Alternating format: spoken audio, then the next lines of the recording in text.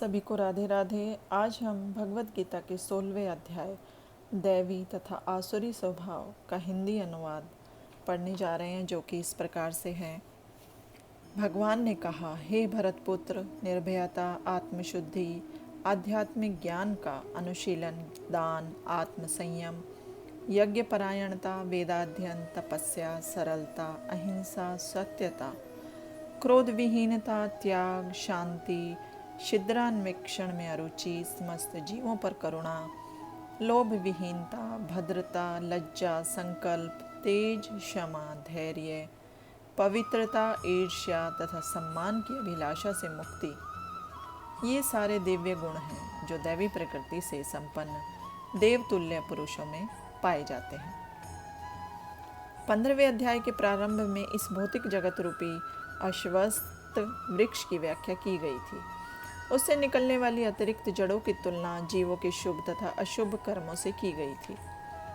9वें अध्याय में भी देवों तथा असुरों का वर्णन हुआ है। अब वैदिक अनुष्ठानों के अनुसार सतोगुण में किए गए सारे कार्य मुक्ति पथ में प्रगति करने के लिए शुभ माने जाते हैं और ऐसे कार्यों को दैवी प्रकृति कहा जाता है। जो लोग इस दैवी प्रकृति में स्थित होते हैं वे मुक्ति के पथ पर अग्रसर होते हैं। इसके विपरीत उन लोगों के लिए जो रजो तथा तमोगुण में रहकर कार्य करते हैं, मुक्ति की कोई संभावना नहीं रहती। उन्हें या तो मनुष्य की तरह इसी भौतिक जगत में रहना होता है या फिर वे पशु योनि में या इससे भी निम्न योनियों में अवतरित होते हैं। इस 16वें अध्याय में भगवान दैवी प्रकृति तथा उसके गुणों एवं आसुरी प्रकृति तथा उसके गुणों का समान रूप से वर्णन करते हैं। वे इन गुणों के लाभ तथा हानियों का भी वर्णन करते हैं। हे पृथापुत्र, दंभ, दर्प, अभिमान, क्रोध, कठोरता तथा अज्ञान, ये सारी स्वभाव वालों के गुण हैं। दिव्य गुण मोक्ष के लिए अनुकूल है और आसुरी गुण बंधन दिलाने के लिए है। हे पांडुपुत्र, तुम चिंता मत करो, क्योंकि तुम दैवी गुणों से युक्त होकर जन्मे हो। भगवान कृष्ण अर्जुन को यह कहकर प्रोत्साहित करते हैं कि वह आसुरी गुणों के साथ नहीं जन्मा है। युद्ध में उसका सम्मिलित होना आसुरी नहीं है, क्योंकि वह उसके गुण दोषों पर विचार कर रहा था। वह यह विचार कर रहा था कि भीष्म तथा द्रोण जैसे प्रतिष्ठित महापुरुषों का वध किया जाए या नहीं। अतएव वह न तो क्रोध के वशीभूत होकर कार्य कर रहा था, न झूठी प्रतिष्ठा या निष्ठुरता के अधीन होकर। अतएव वह आसुरी स्वभाव का नहीं था। क्षत्रिय के लिए शत्रु पर बाण बरसाना दिव्य माना जाता है और ऐसे कर्तव्य से विमुख होना आसुरी। अतएव अर्जुन के लिए शोक करने का कोई कारण न था। जो कोई भी जीवन के विभिन्न आश्रमों के विधानों का पालन करता है वह दिव्य पद पर स्थित होता है। हे पृथापुत्र, इस संसार में सृजित प्राणी 2 प्रकार के हैं, दैवी तथा आसुरी। मैं पहले ही विस्तार से तुम्हें दैवी गुण बतला चुका हूँ। अब मुझसे आसुरी गुणों के विषय में सुनो। अर्जुन को यह कहकर कि वह दैवी गुणों से संपन्न होकर जन्मा है, भगवान कृष्ण अब उसे आसुरी गुण बताते हैं। इस संसार में बद्ध जीव 2 श्रेणियों में बटे हुए हैं। जो जीव दिव्य गुणों से संपन्न होते हैं वे नियमित जीवन बिताते हैं, अर्थात वे शास्त्रों द्वारा, विद्वानों द्वारा बताए गए आदेशों का निर्वाह करते हैं। मनुष्य को चाहिए कि प्रामाणिक शास्त्रों के अनुसार ही कर्तव्य निभाए। यह प्रकृति दैवी कहलाती है। जो शास्त्र विहित विधानों को नहीं मानता और अपनी सनक के अनुसार कार्य करता रहता है वह आसुरी कहलाता है। शास्त्र के विधि विधानों के प्रति आज्ञा भाव ही एकमात्र कसौटी है, अन्य नहीं। वैदिक साहित्य में उल्लेख है कि देवता तथा असुर दोनों ही प्रजापति से उत्पन्न हुए। अंतर इतना ही है कि एक श्रेणी के लोग वैदिक आदेशों को मानते हैं और दूसरे नहीं मानते। जो आसुरी है वह यह नहीं जानती कि क्या करना चाहिए और क्या नहीं करना चाहिए।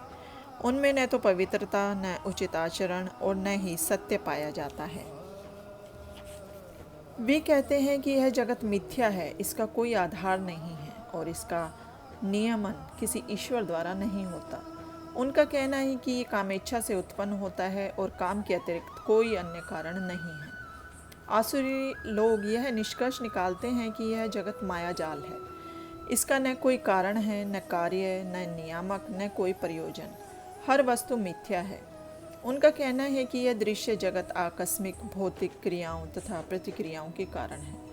वे यह नहीं सोचते कि ईश्वर ने किसी प्रयोजन से इस संसार की रचना की है। उनका अपना सिद्धांत है कि यह संसार अपने आप उत्पन्न हुआ है और यह विश्वास करने का कोई कारण नहीं कि इसके पीछे किसी ईश्वर का हाथ है। उनके लिए आत्मा तथा पदार्थ में कोई अंतर नहीं होता और वे परम आत्मा को स्वीकार नहीं करते। उनके लिए हर वस्तु पदार्थ मात्र है और यह पूरा जगत मानो अज्ञान का पिंड हो। उनके अनुसार प्रत्येक वस्तु शून्य है और जो भी सृष्टि दिखती है वह केवल दृष्टि भ्रम के कारण है।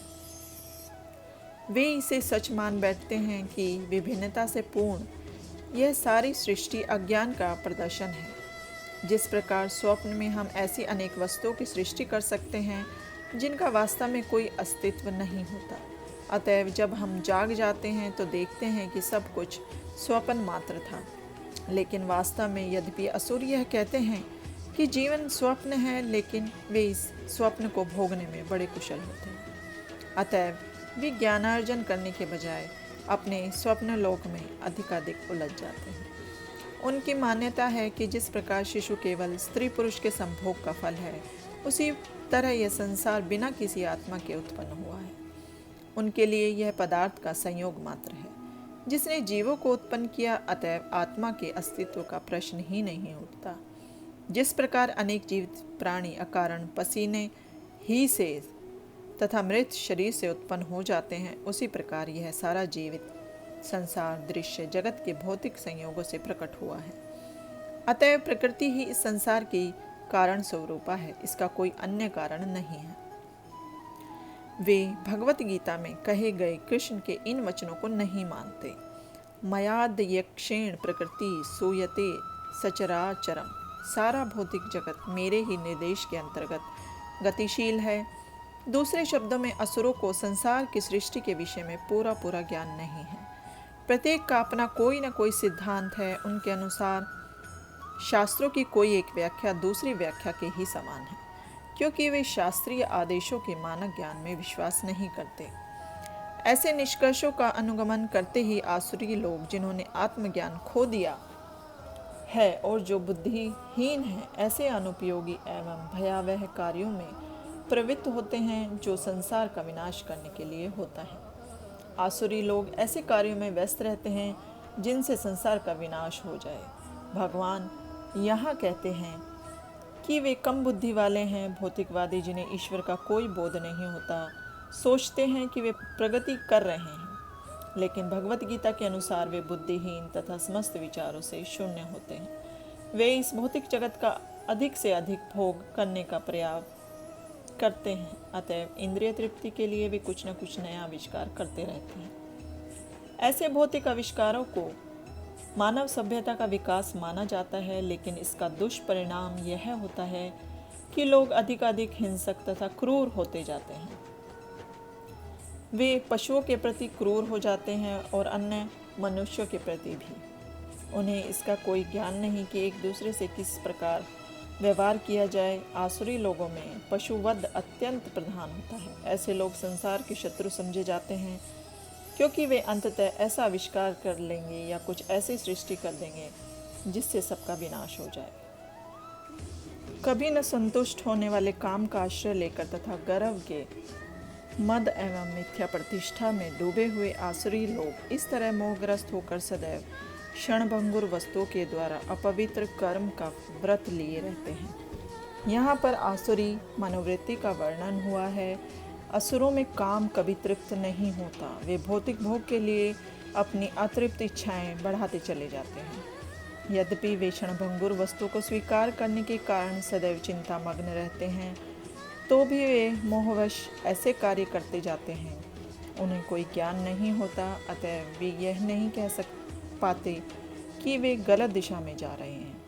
क्षणभंगुर वस्तुओं को स्वीकार करने के कारण वे अपना निजी ईश्वर निर्माण कर लेते हैं, अपने निजी मंत्र बना लेते हैं और तदनुसार कीर्तन करते हैं।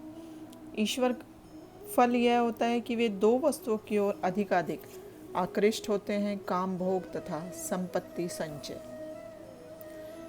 इस प्रसंग में अशुचि व्रता शब्द अत्यंत महत्वपूर्ण है, जिसका अर्थ है अपवित्र व्रत। ऐसे आसुरी लोग मद, स्त्रियों, धूत क्रीड़ा तथा मांसाहार के प्रति आसक्त होते हैं। ये ही उनकी अशुचि अर्थात अपवित्र गंदी आदतें हैं। दर्प तथा अहंकार से प्रेरित होकर वे ऐसे धार्मिक सिद्धांत बनाते हैं जिनकी अनुमति वैदिक आदेश नहीं देते। यद्यपि ऐसे आसुरी लोग अत्यंत निंदनीय होते हैं, लेकिन संसार में कृत्रिम साधनों से ऐसे लोगों का झूठा सम्मान किया जाता है। यद्यपि वे नरक की ओर बढ़ते रहते हैं, लेकिन वे अपने को बहुत बड़ा मानते हैं। उनका विश्वास है कि इंद्रियों की तुष्टि ही मानव सभ्यता की मूल आवश्यकता है। इस कारण मरण काल तक उनको अपार चिंता होती रहती है। वे लाखों इच्छाओं के जाल में बंधकर तथा काम और क्रोध में लीन होकर इंद्रिय तृप्ति के लिए अवैध ढंग से धन संग्रह करते हैं। आसुरी लोग मानते हैं कि इंद्रियों का भोग ही जीवन का चरम लक्ष्य है और वे आमरण इसी विचारधारा को धारण किए रहते हैं। वे मृत्यु के बाद जीवन में विश्वास नहीं करते। वे यह नहीं मानते कि मनुष्य को इस जगत में अपने कर्म के अनुसार विविध प्रकार के शरीर धारण करने पड़ते हैं। जीवन के लिए उनकी योजनाओं का अंत नहीं होता और वे एक के बाद एक योजना बनाते रहते हैं जो कभी समाप्त नहीं होती। हमें ऐसे एक व्यक्ति की ऐसी आसुरी मनोवृत्ति का निजी अनुभव है जो मरण काल तक अपने वैद्य से अनुनय विनय करता रहता है कि वे किसी तरह उसके जीवन की अवधि 4 वर्ष बढ़ा दे, क्योंकि उसकी योजनाएं तब भी अधूरी थी। ऐसे मूर्ख लोग यह नहीं जानते कि वैद्य क्षण भर भी जीवन को नहीं बढ़ा सकता। जब मृत्यु का बुलावा आ जाता है तो मनुष्य की इच्छा पर ध्यान नहीं दिया जाता। प्रकृति के नियम किसी को निश्चित अवधि के आगे क्षण भर भी भोग करने की अनुमति प्रदान नहीं करते। आसुरी व्यक्ति सोचता है, आज मेरे पास इतना धन है और अपनी योजनाओं से मैं और अधिक धन कमाऊंगा। इस समय मेरे पास इतना है, किंतु भविष्य में यह बढ़कर और अधिक हो जाएगा। वह मेरा शत्रु है और मैंने उसे मार दिया है और मेरे अन्य शत्रु भी मार दिए जाएंगे। मैं सभी वस्तुओं का स्वामी हूँ, मैं भोगता हूँ, मैं सिद्ध हूँ, शक्तिमान तथा सुखी हूँ। मैं सबसे धनी व्यक्ति हूँ और मेरे आसपास मेरे कुलीन संबंधी हैं। कोई अन्य मेरे सामने शक्तिमान तथा सुखी नहीं है। मैं यज्ञ करूँगा, दान दूंगा और इस तरह आनंद मनाऊंगा। इस प्रकार ऐसे व्यक्ति अज्ञानवश मोहग्रस्त होते रहते हैं। इस प्रकार अनेक चिंताओं से उद्विग्न होकर तथा मोहजाल में बंधकर वे इंद्रिय भोग में अत्यधिक आसक्त हो जाते हैं और नरक में गिरते हैं। आसुरी व्यक्ति धन अर्जित करने की इच्छा की कोई सीमा नहीं जानता। उसकी इच्छा असीम बनी रहती है। वह केवल यही सोचता रहता है कि उसके पास इस समय कितनी संपत्ति है और ऐसी योजना बनाता है कि संपत्ति का संग्रह बढ़ता ही जाए। इसलिए वह किसी भी पापपूर्ण साधन को अपनाने में झिझकता नहीं और अवैध तृप्ति के लिए कालाबाजारी करता है। वह पहले से अपनी अधिकृत संपत्ति तथा भूमि, परिवार, घर तथा बैंक पूंजी पर मुग्ध रहता है और उनमें वृद्धि के लिए सदैव योजनाएं बनाता रहता है। उसे अपनी शक्ति पर ही विश्वास रहता है और वह यह नहीं जानता कि उसे जो लाभ हो रहा है वह उसके पूर्व जन्म के पुण्य कर्मों का फल है। उसे ऐसी वस्तुओं का संचय करने का अवसर इसलिए मिला है, लेकिन उसे पूर्व जन्म के कारणों का कोई बोध नहीं होता। वह यही सोचता है कि उसकी सारी संपत्ति उसके निजी उद्योग से है। आसुरी व्यक्ति अपने बाहुबल पर विश्वास करता है, कर्म के नियम पर नहीं। कर्म नियम के अनुसार पूर्व जन्म में उत्तम कर्म करने के फलस्वरूप मनुष्य उच्च कुल में जन्म लेता है या धनवान बनता है या सुशिक्षित बनता है या बहुत सुंदर शरीर प्राप्त करता है। आसुरी व्यक्ति सोचता है कि ये चीज़ें आकस्मिक है और उसके बाहुबल के फलस्वरूप है। उसे विभिन्न प्रकार के लोगों, सुंदरता तथा शिक्षा के पीछे किसी प्रकार की योजना नहीं प्रतीत होती। ऐसे आसुरी मनुष्य की प्रतियोगिता में जो भी सामने आता है वह उसका शत्रु बन जाता है। ऐसे अनेक आसुरी व्यक्ति होते हैं और इनमें से प्रत्येक अन्यों का शत्रु होता है। यह शत्रुता पहले मनुष्य के बीच, फिर परिवारों के बीच, तब समाजों में और अंततः राष्ट्रों के बीच बढ़ती जाती है। अतः विश्व भर में निरंतर संघर्ष, युद्ध तथा शत्रुता बनी हुई है। अपने को श्रेष्ठ मानने वाले तथा सदैव घमंड करने वाले, संपत्ति तथा मिथ्या प्रतिष्ठा से मोहग्रस्त लोग किसी विधि विधान का पालन न करते हुए कभी कभी नाम मात्र के लिए बड़े ही गर्व के साथ यज्ञ करते हैं। अपने को सब कुछ मानते हुए किसी प्रमाण या शास्त्र की परवाह न करके आसुरी लोग कभी कभी तथाकथित धार्मिक या याज्ञिक अनुष्ठान करते हैं। चूँकि वे किसी प्रमाण में विश्वास नहीं करते, अतः वे अत्यंत घमंडी होते हैं। थोड़ी सी संपत्ति तथा झूठी प्रतिष्ठा पा लेने के कारण जो मोह उत्पन्न होता है, उसी के कारण ऐसा होता है।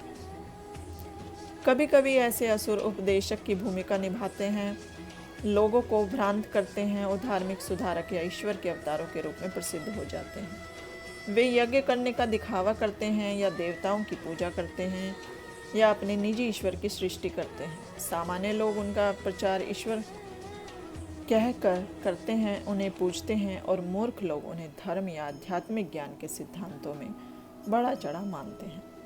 वे सन्यासी का वेश धारण कर लेते हैं और उस वेश में सभी प्रकार का धर्म करते हैं।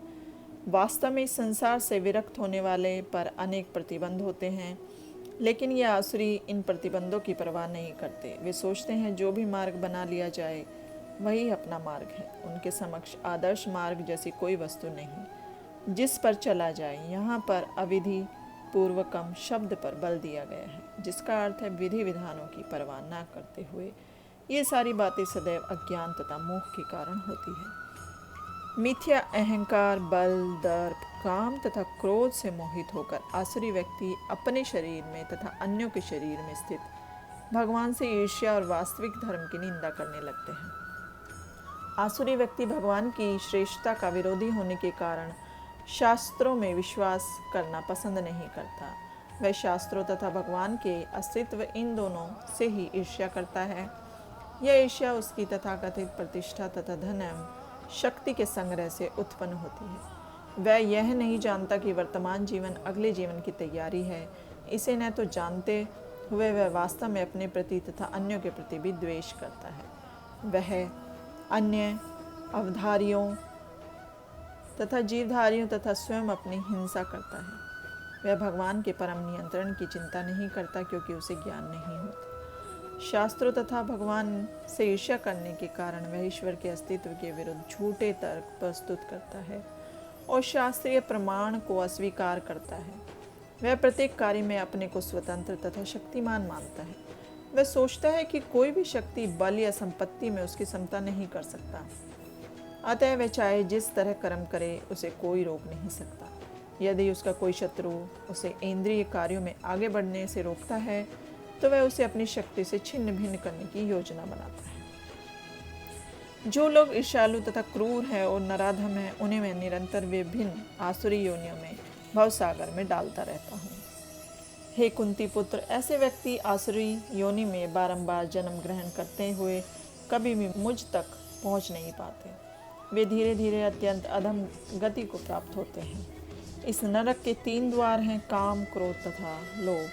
प्रत्येक बुद्धिमान व्यक्ति को चाहिए कि इन्हें त्याग दे, क्योंकि इनसे आत्मा का पतन होता है। हे कुंती पुत्र, जो व्यक्ति इन तीनों नरक द्वारों से बच जाता है वह आत्म साक्षात्कार के लिए कल्याणकारी कार्य करता है और इस प्रकार क्रमशः परम गति को प्राप्त होता है। मनुष्य को मानव जीवन के 3 शत्रुओं काम, क्रोध तथा लोभ से अत्यंत सावधान रहना चाहिए। जो व्यक्ति जितना इन तीनों से मुक्त होगा उतना ही उसका जीवन शुद्ध होगा। जो शास्त्रों के आदेशों की अवहेलना करता है और मनमाने ढंग से कार्य करता है, उसे न तो सिद्धि, न सुख, न ही परम गति की प्राप्ति हो पाती है। जैसे कि पहले ही कहा जा चुका है, मानव समाज के विभिन्न आश्रमों तथा वर्णों के लिए शास्त्र विधि दी गई है। प्रत्येक व्यक्ति को इन विधि विधानों का पालन करना होता है। यदि कोई इनका पालन न करके काम, क्रोध और लोभवश स्वेच्छा से कार्य करता है तो उसे जीवन में कभी सिद्धि प्राप्त नहीं हो सकती। दूसरे शब्दों में, भले ही मनुष्य ये सारी बातें सिद्धांत के रूप में जानता रहे, लेकिन यदि वह इन्हें अपने जीवन में नहीं उतार पाता तो वह अधम माना जाता है। अतएव मनुष्य को यह जानना चाहिए कि शास्त्रों के विधि विधान के अनुसार क्या कर्तव्य हैं और क्या अकर्तव्य हैं। उसे ऐसे विधि विधानों को जानकर कर्म करना चाहिए जिससे वह क्रमशः ऊपर उठ सके। मानव समाज में समस्त पतनों का मुख्य कारण भागवत विद्या के नियमों के प्रति द्वेष है। यह मानव जीवन का सर्वोच्च अपराध है। अतएव भगवान की भौतिक शक्ति अर्थात माया त्रयतापों के रूप में हमें सदैव कष्ट देती रहती है। यह भौतिक शक्ति प्रकृति के 3 गुणों से बनी है। इसके पूर्व की भगवान के ज्ञान का मार्ग खुले मनुष्य को कम से कम सतोगुण तथा ऊपर उठना होता है। सतोगुण तक उठे बिना वह तमो तथा रजोगुण में रहता है, जो आसुरी जीवन के कारण स्वरूप है। रजो तथा तमोगुणी व्यक्ति शास्त्रों, पवित्र मनुष्यों तथा भगवान के समुचित ज्ञान की खिल्ली उड़ाते हैं। वे गुरु के आदेशों का उल्लंघन करते हैं और शास्त्रों के विधानों की परवाह नहीं करते। वे भक्ति की महिमा का श्रवण करके भी उसके प्रति आकृष्ट नहीं होते। इस प्रकार श्रीमद् भगवत गीता के 16वें अध्याय दैवी तथा आसुरी स्वभाव का भक्ति वेदांत तात्पर्य पूर्ण हुआ। सभी को राधे राधे।